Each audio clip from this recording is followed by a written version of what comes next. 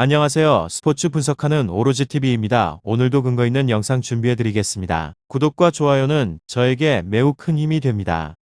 영상 하단 고정 댓글 클릭 후 메시지 주시면 적중률 높은 무료 조합픽을 정보방에서 공유해드리고 있습니다. 9월 5일 월드컵 예선 2경기 프리뷰 시작하겠습니다. 첫 번째 경기는 우크라이나 대 프랑스의 월드컵 예선 일정입니다. 5일 오전 3시 45분 우크라이나의 홈인 NSC 올림피스키에서 뺏어지는 경기인데요. 원조 홈팀 우크라이나에 대해 분석해 드릴게요. 우크라이나는 2006 독일 월드컵 이후 16년 만에 월드컵 출전을 꿈꾸고 있습니다. 레전드 세부 창고 감독의 지속 지금까지 흐름은 좋은 편인데요. 최근에 끝난 유로 2020에서도 8강까지 된 줄 아는 역사를 쓰며 분위기를 끌어올렸습니다. 4경기를 틀은 월드컵 예선에서도 4경기에서 연속 무승부를 기록하며 뒤로 2위를 기록 중인데요. 첫 경기에서 프랑스와 비기는 이변을 일으켰고 이후 핀란드와 카자흐스탄을 상대로 한 무승부는 다소 아쉬움이 남았습니다. 특히 카드스탄 같은 팀은 반드시 잡았어야 했는데 2경기 연속 모두 승리를 지키지 못하며 많은 승점을 쌓지 못했습니다. 이번 9월에 미치는 기간 중 카자흐스탄과 프랑스로 이어지는 2연 전지를 우크라이나는 벤피카의 야람, 축구 웨스트햄의 아람, 올랭코 맨체스터 시티의 진창코, 아틀란타의 말리노프스키 등 핵심 전력을 모두 소집했습니다.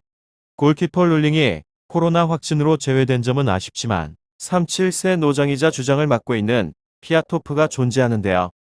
프랑스와 첫 경기의 기억을 다시 되살릴 필요가 있으며 수비에서 집중력을 가다듬어야 프랑스를 상대로 승점을 가져올 수 있을 거라고 생각됩니다. 다음은 원동팀 프랑스에 대해 설명드릴게요. 프랑스는 D조에서 가장 유력한 1위급으로 평가됩니다. 우크라이나, 핀란드, 보스니아, 카자흐스탄 등 상대적으로 약체팀들과 한 조에 포함되는데요. 4경기를 치른 상황에서 2승 후 3.8점을 기록하며 단독 선두를 달리고 있지만 두 번의 구성부가 아실 수밖에 없었습니다. 프랑스는 지난 유로 2027회 후에도 데시앙 감독에 대한 신임을 이어갔는데 지난 2일 보스니아전 1대0 승무로 인해 그에 대한 물음표는 더욱 선명해졌는데요.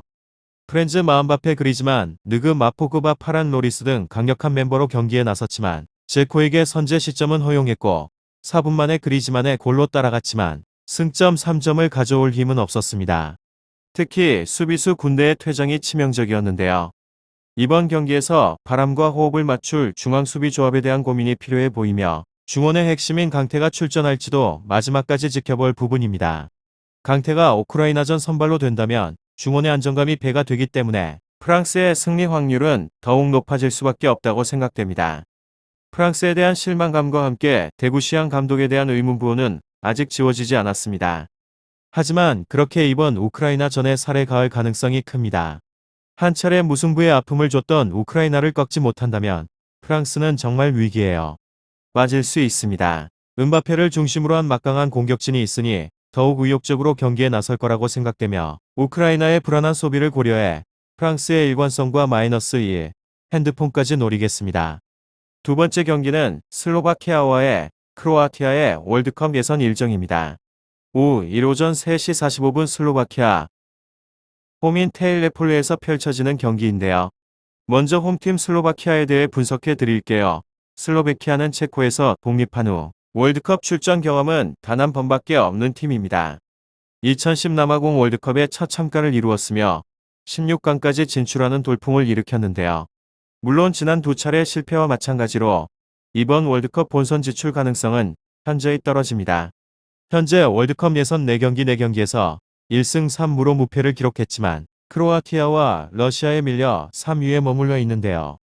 월드컵 본선행 희망을 이루기 위해선 크로아티아나 러시아를 반드시 잡고 최소 2위를 확보해야 합니다. 상대적으로 약자팀을 상대로 확실한 승리가 없다는 점입니다. 3초전에서 러시아를 꺾는 이변을 일으켰지만 키프러스 울타 슬로베니아처럼 반드시 잡아야 할 팀에게 승수를 사지 못했는데요.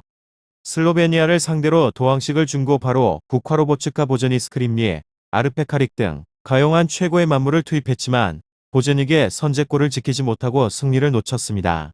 상대보다 더 많은 슈팅을 시도했지만 결정력에 대한 문제를 극복하지 못한 결과라고 볼 수 있습니다.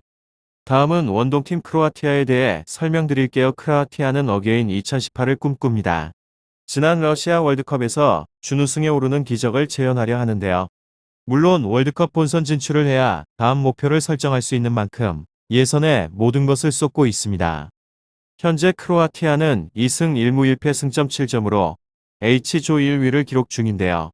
순위만 보면 긍정적이지만 사실상 러시아와 승점은 동률로 마지막까지 치열한 경쟁이 예상됩니다. 슬로바키아도 승점 1점 차로 추격 중이기에 서로 물리고 몰리는 싸움이 그래지는데요.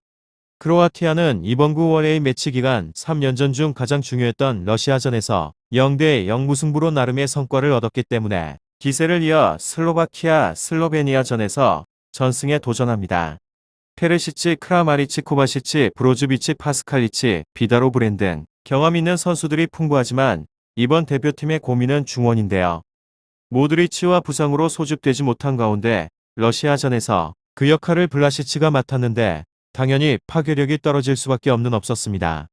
블라시치는 러시아를 상대로 5개의 슈팅을 시도하는 등 고군분투했지만 공격에 위치한 페리시치, 크라마리치와 호흡에선 아쉬움을 보였는데요.